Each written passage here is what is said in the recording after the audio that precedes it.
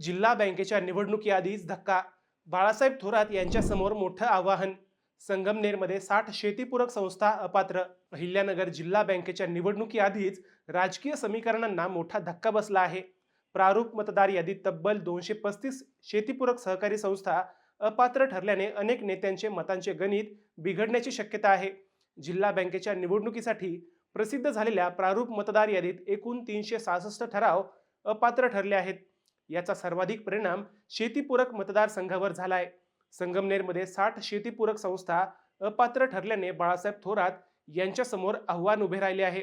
राहत्यात 27 संस्था अपात्र झाल्याने राधाकृष्ण विखे पाटील यांच्या मतांच्या गणितावरही परिणाम होऊ शकतो. कर्जतमध्ये तर 65 पैकी तब्बल 40 संस्था अपात्र ठरल्या आहेत.